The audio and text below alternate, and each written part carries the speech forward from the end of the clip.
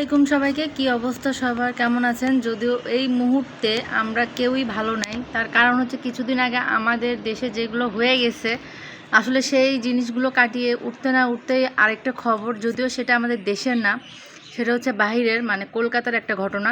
কিন্তু তারপরও একটা মেয়ের সাথে ঘটনা, একটা মেয়ের সাথে এরকম হওয়া মানে কি পুরা মানে মেয়েদেরই অসম্মান আর কি। তো যাই হোক, সবাই অবশ্যই ফুল ভিডিওটা দেখবেন, আর যদি পারেন ভিডিওটি অবশ্যই শেয়ার করে দিবেন।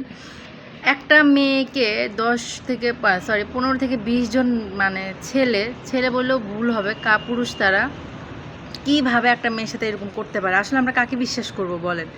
আমরা কাকে বিশ্বাস করে কার সাথে কোথায় যাব না যাব বলেন? মানুষের উপর থেকে দিন দিন মানুষের বিশ্বাস কীভাবে উঠে যায়।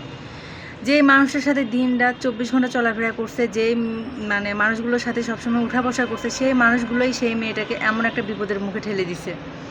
ঠিক আছে, আপনারা এতক্ষণ বুঝতে পারছেন আমি কার কথা বলতেছি। আমি কলকাতার সেই ডক্টর মৌমিতার কথা বলতেছি, যিনি হচ্ছে কিছুদিন আগে কলকাতার মতো একটা শহরে ধর্ষিত হয়েছে এবং তাকে হত্যা করা হয়েছে ধর্ষণের পরে। তো এমন বিকৃতভাবে তাকে ধর্ষণ করা হয়েছে, এমনভাবে তাকে হত্যা করা হয়েছে, মানে এটা কি বলবো আমি, মানে এটা জাস্ট বলার ভাষা আমার নাই। আর সেই হত্যাকাণ্ডের, সেই ধর্ষণে সাহায্য করছে তারই অফিসের, মানে তারই হচ্ছে, সে তো একজন চিকিৎসক, তারই কলিগ। ঠিক আছে, তার সাথে যেসব মেয়েরা থাকতো তারাই নাকি তাদের মধ্যে 2 জন তার এই ধর্ষণের হেল্প করছে এবং হচ্ছে তাকে হচ্ছে এই হত্যাকাণ্ডে সাহায্য করছে। আমার কথা হচ্ছে, আমরা কাকে বিশ্বাস করব বলেন? সে তো তাদের, সেই মৌমিতার কথা বলতেছি, উনি তো মানে সেই মেয়েদেরকে বিশ্বাস করে তাদের সাথে গিয়েছিল, তাই না? তো তাদের সাথে গিয়ে যে সে এত বড় একটা বিপদে পড়বে, এত বড় একটা ধোঁকা খাবে, এটা কি আদৌ সে বুঝতে পারছিল? যদিও এটার কোনো সুষ্ঠু একটা বিচার হয়, যদিও হয়, কিন্তু সেই মেয়েটা তো সেই বিচারটা দেখতে পারবে না। শাস্তি তো হবেই, কিন্তু তাই বলে একটা মেয়ের সাথে এরকম একটা, মানে কি একটা নৃশংস ঘটনা বলেন? ধর্ষণ করে হত্যা করা আমাদের দেশে অনেক হয়, বা আমরা দেখছি মেয়েরা কোথাও নিরাপদ না, মেয়েরা যেখানেই যায় আমরা কিছুদিন পরপরই শুনি এখানে ধর্ষিত হয়েছে, এখানে ধর্ষিত হয়েছে। কিন্তু এই মেয়েটার ক্ষেত্রে সম্পূর্ণটাই আলাদা। একটা মেয়েকে কিভাবে মারতে পারে আপনারা বলেন? একটা মেয়ের শরীরে 113টা না 14টা কামড়ের দাগ, তারপরে হচ্ছে তার কতটা জঘন্য হইলে মানুষ এই কাজগুলো করতে পারে। তার এমনভাবে মারছে যে তার চোখ দিয়ে পর্যন্ত, চোখের মণি ফেটে রক্ত বের হয়ে গেছে। মানুষ এতটা নিকৃষ্ট, এতটা জঘন্য মানুষ এই দুনিয়াতে এখনও আছে, ভাবতে আমার গা শিউরে ওঠে। আসলে আসলে আমাদের মানে মেয়েরা, আমরা মানুষকে বিশ্বাস, মানে বিশ্বাস জিনিসটা মানুষের আর মানুষের মধ্যে থাকবে না। এই ঘটনাগুলোর পরে বিশ্বাস শব্দটাই মানুষের মধ্যে থেকে উঠে যাবে। যে ঘটনাটা মৌমিতার সাথে ঘটছে, সেই ঘটনাটা আমাদের দেশে বা আমাদের কারোর সাথেও ঘটতে পারত। ঠিক আছে, আর ঘটবে না তার কি গ্যারান্টি আছে যে ঘটবে না?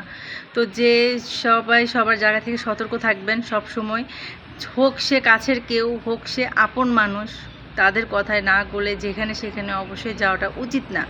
কারণ এই মেয়েটা একটা কঠিন, মানে কঠিন থেকে কঠিনতম একটা বিপদ তার উপর দিয়ে চলে গেছে অলরেডি, এবং কি সেই মেয়েটাও আর আমাদের মধ্যে বেঁচে নেই।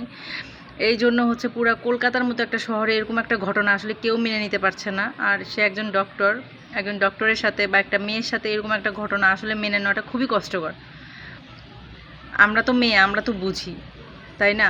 একটা মেয়ে কতটা, দেখেন কতটা কষ্ট পাইছে সে, কতটা কষ্ট সে পাইছে। বিশেষ করে কষ্ট পাইছে বেশি যখন সে দেখছে তারই পরিচিত, তারই কাছের মানুষগুলাই তার, মানে তাকে সাহায্য করতেছে ধর্ষণ করতে, তাকে মারতে, তাকেই সাহায্য করতেছে।